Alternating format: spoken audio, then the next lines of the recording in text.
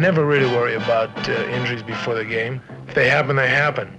The only thing I ever think about is making that initial contact, because contact is what football is all about, and that's why I like it. When you're hurt, you just can't let it get you down. The only thing you can hope for is that the trainer or the doctor can rehabilitate you in time for the next game. What's the matter with you, Woody? Hurt clavicle, huh?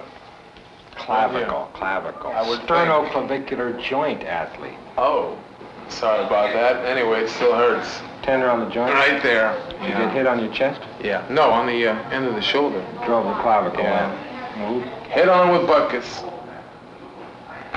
I think I'll be all right. Why don't we just turn this thing over to Moose? A little strapping, a little heat, something of that type, and we'll settle you down. All right, fine. Good. These are tender for about 10 days, is all, Tommy. Yeah. And they won't hamper your play any at all. What I want to do is I got one hair on my chest, and you had to put it on that hair, didn't you? I was after it. Tom Widashek was lucky. In spite of injuries, he played in every game. Less than half the Eagles players were so lucky. Many could not return at all. Alvin Heyman was one who did return. Heyman gave the Eagles the kind of excitement which only a brilliant broken field runner can provide. Despite injuries, Heyman had been the NFL's leading punt returner for 2 of the past 3 years. In 1968, he was second only to Bob Hayes of Dallas. In the off-season, Alvin Heyman is a school teacher. Not many school teachers are so enthusiastically received.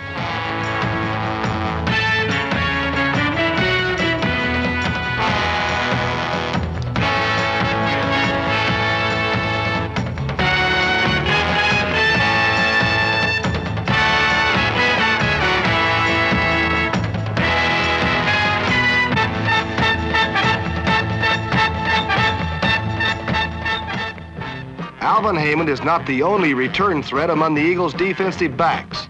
Number 26, Al Nelson, is one of the league's best at running back a kickoff or a short field goal attempt.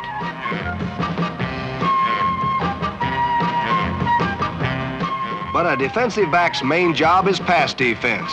He must be quick. In Heyman's case, quick enough to miss a tackle and still catch the world's fastest human. Quick enough to step between passer and receiver. Quick enough to keep a receiver from turning upfield. A defensive back should also have a knack for the big play, like number 45, Ron Medved, or number 21, free safety Joe Scarpati. Most important, he must be a tackler. Number 24, strong safety Nate Ramsey, is one of the surest tacklers in football. All the young linebackers were injured. Ike Kelly, Arunas Vazis, and number 35, Adrian Young. But Harold Wells was still knocking down passes and runners.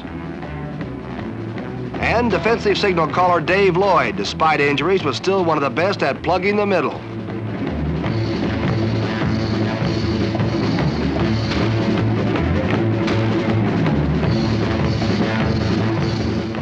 Veteran All-Pro tackle and defensive leader Floyd Peters missed most of the season due to injuries. But still available were number 83, veteran Don Hultz, and the young Lions of the front four, Big Randy Beisler, and the quick, strong Hawaiian Mel Tom, and huge Frank Molden, who after 2 years of injuries finally could show why they call him Killer Brute. And young Tim Rosevich, a rookie who was tougher than most veterans, and big Gary Pettigrew, who came into his own after switching from end to tackle. With tough young men like these, the once famous Eagle defense is on its way to being famous again. The offense, too, had its young lions, like number 71 guard Dick Hart, who led the way for number 22, a big, fast, powerful rookie running back named Cyril Pender.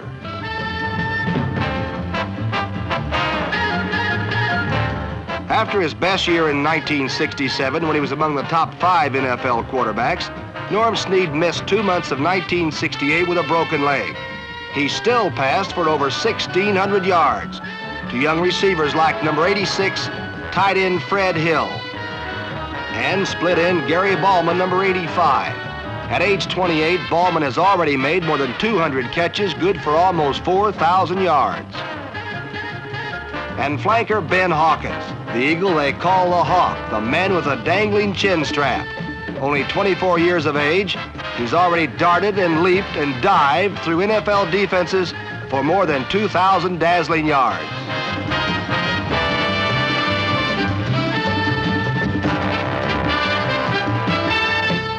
Three Eagles played in the Pro Bowl. One was kicker Sam Baker, who became the second highest scorer in NFL history. One was 6'4", 295-pound Bob Brown, who miraculously worked his way back from a shattered right knee to again shatter other people as the best offensive lineman in football. And one was number 37, 225-pound fullback Tom Woodashik. In each of his 6 seasons with the Eagles, he's gained more yardage than he gained the year before. In 1968, Woody fought his way for 947 tough yards, the third best total in the NFL. The only Eagle player who ever gained more was Hall of Famer Steve Van Buren. Elected co-captain of the Eagles by his teammates, Woody said, "I won't make any fiery speeches. I'll show them by example." It was an example none of his teammates will forget.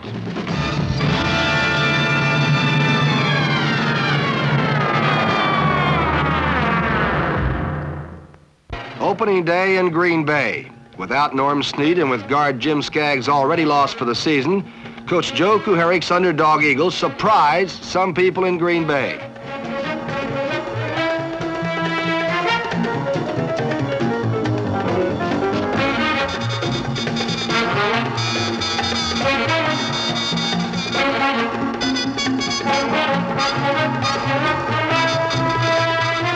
But, as was to happen so often in the coming weeks, fate intervened. Several big plays made the difference as the world champion Packers dealt the Eagles a widely predicted defeat.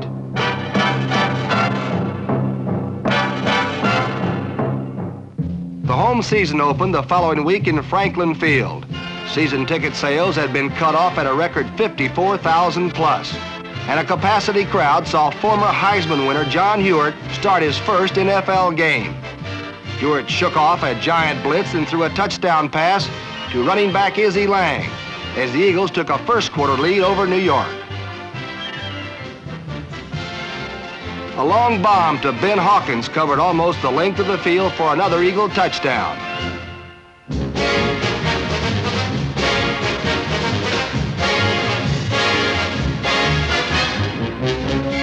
Tom Woodashik had one of the best days of his career as he bowled for 129 yards, 54 of them in one burst. It was an even game, but for several key plays by a scrambling quarterback named Tarkenton.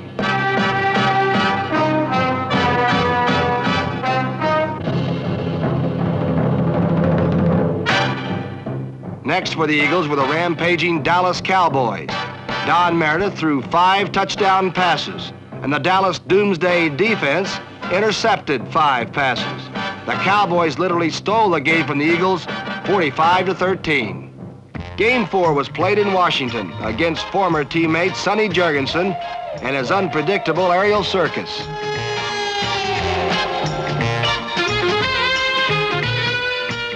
Norman Snead returned to action for the first time in 8 weeks, and in the first half, he was obviously rusty. In the second half, the Eagles came back, mostly on Snead's more accurate passes to acrobatic Ben Hawkins.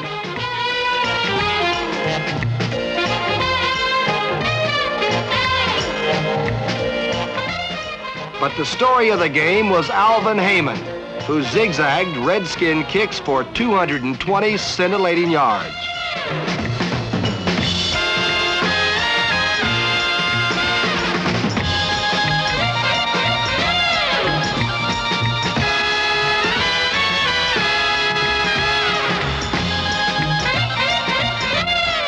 Spectacular as they were, Hawkins and Heyman were not quite enough.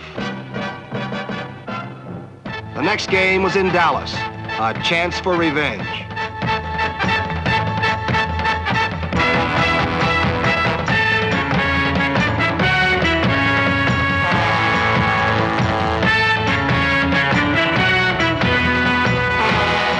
But as usual, the Cowboys also played rough. So rough that Sam Baker, most prolific punter in league history, led the Eagle offense. His perfect pass to rookie John Mallory was good for 58 yards and an Eagle touchdown. But when it was all over, powerful Dallas for the first time had beaten the Eagles twice in one season. The Cowboys were still undefeated and alone at the top. For the Eagles, it was just another day of bitter frustration.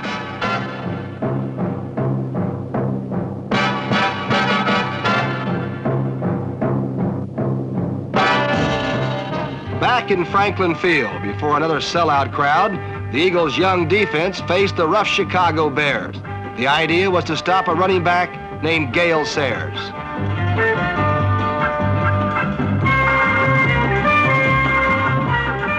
The defense did a good job. They hit hard and held the Bears' offense to only one touchdown all day.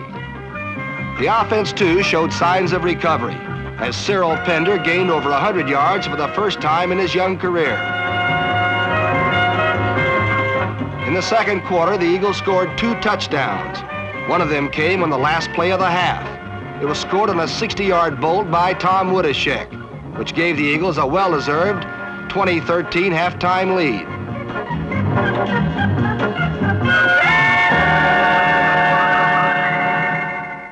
But the run was called back. And from that point on, there was again only frustration for the victory-starved Eagles.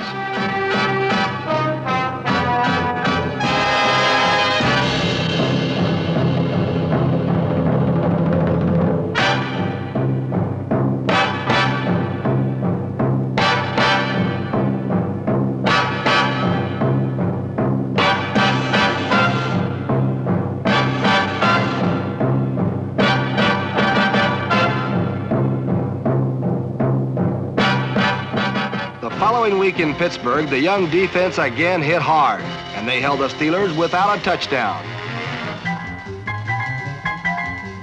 But for the offense, it was yet another day of almost complete frustration.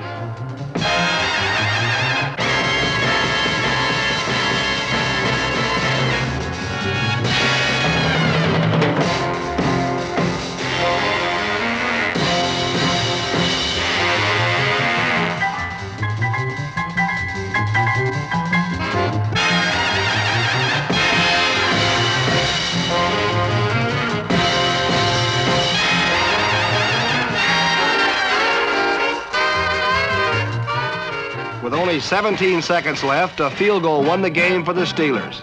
Half the season was gone, and the Eagles were still without a victory. Back home again, the Eagles began the second half of the season as if they were going to bury the St. Louis Cardinals. Number 23, injury-plagued halfback Harry Jones had his best day, accounting for almost 100 yards.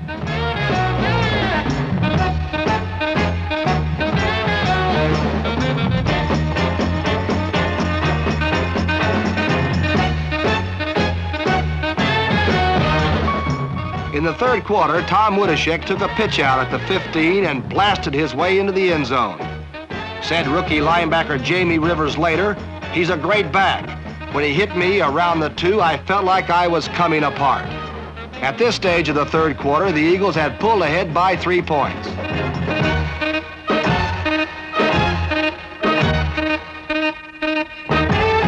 But then, several key plays made the difference for the championship-minded Cardinals, and the Eagles were beaten again.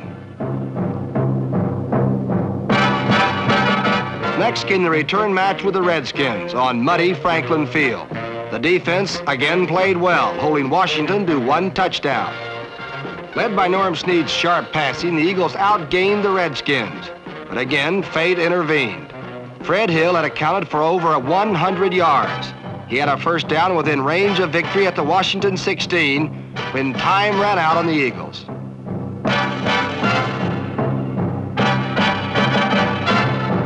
Then to Yankee Stadium for the return match with the Giants. It appeared for a while to be Al Nelson Day. Nelson completed his comeback from a 1967 broken arm as he flashed 70 yards with the opening kickoff and followed with 2 spectacular interceptions. The rest of the Eagles' young defense continued to perform brilliantly.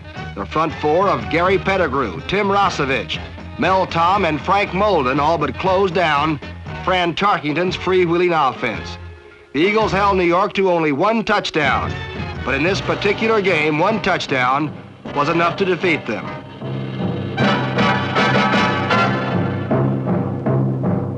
Then on to Cleveland for game number 11. Tom Woodashik provided the only bright spot for the Eagles as he again accounted for well over 100 yards. The title-hungry Browns made the rest of the day a disaster.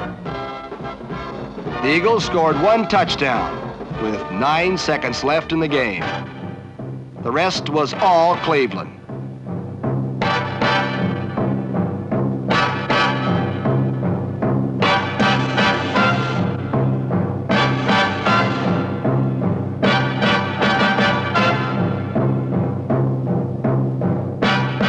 A modern NFL record had been set.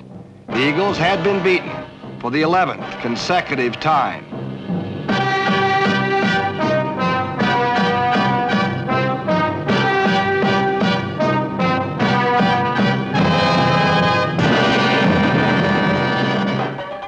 After 3 days of convalescence, it was time to celebrate Thanksgiving Day in Detroit.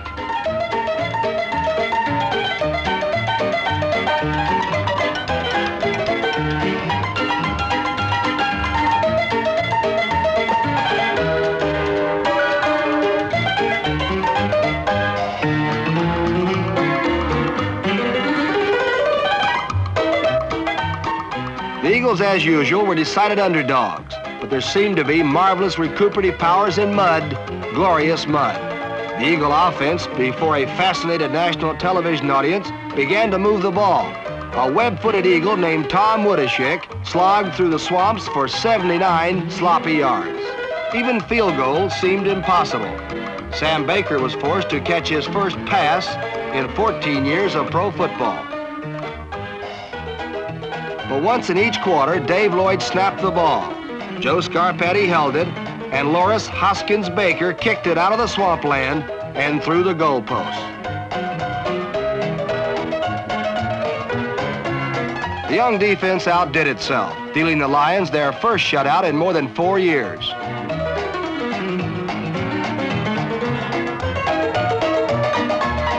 Three times when the game was on the line, the alert defense came up with an interception. After almost 3 months of ever-mounting torment, the Philadelphia Eagles had not only outplayed an opponent, but they had more points on the scoreboard, too.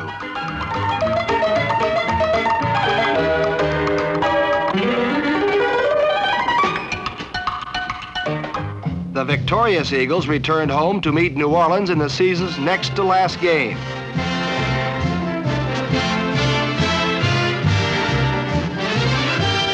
The Eagle defense continued its superlative play, effectively throttling Billy Kilmer and the rest of the Saints offense.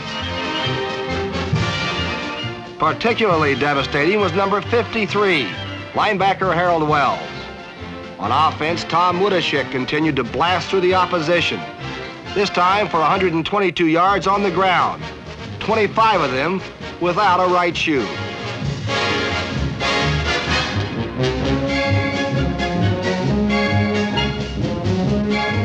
Norman Snead hit on 3 touchdown passes against the NFL's leading pass defense. One was to Gary Ballman for 56 yards.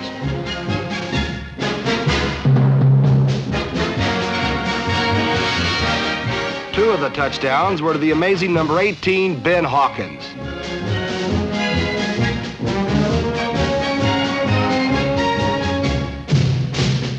All the pieces had finally fallen in place. Happiness was a too long maligned Eagle football team.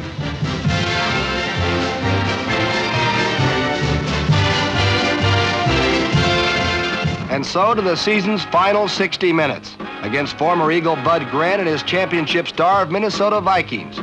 In the first quarter, number 35, linebacker Adrian Young got things moving in the right direction when he stole the ball. Young and the other youthful Eagle defenders did another good job on the rugged Vikings.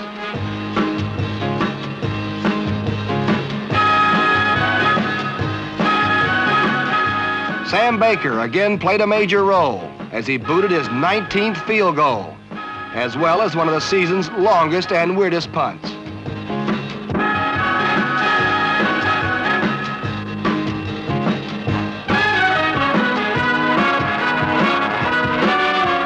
Two big men who had returned from knee surgery, Lane Hall and Bob Brown, opened the way for Eagle runners. Izzy Lang,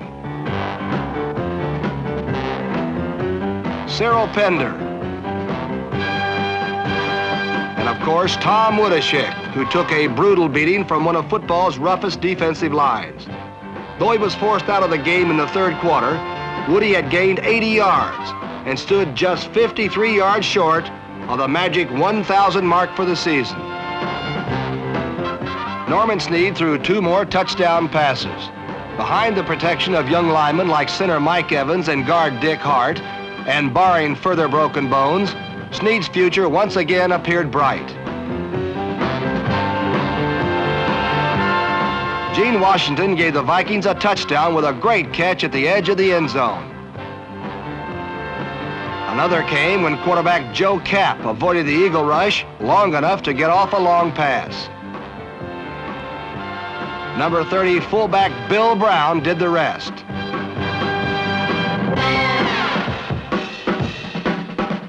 With time almost gone in the season's final quarter, the Eagles were driving to tie a game, which had been evenly contested throughout.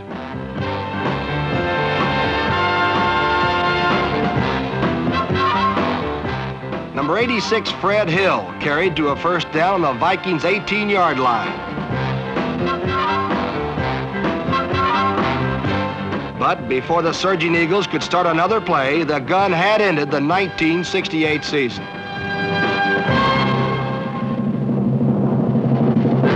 In seasons past, the Eagles too had won titles.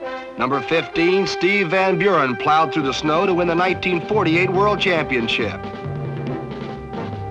Number 11, Tommy Thompson, passed through the rain to number 35, Pete Pihos, to win the 1949 World Championship. In 1960, there was another number 11. His name was Norm Van Brocklin, but he was usually called the Dutchman.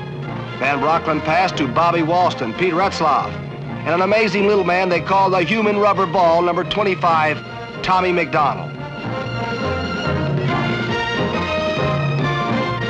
And on defense, there was number 60, the one and only Chuck Bednarik.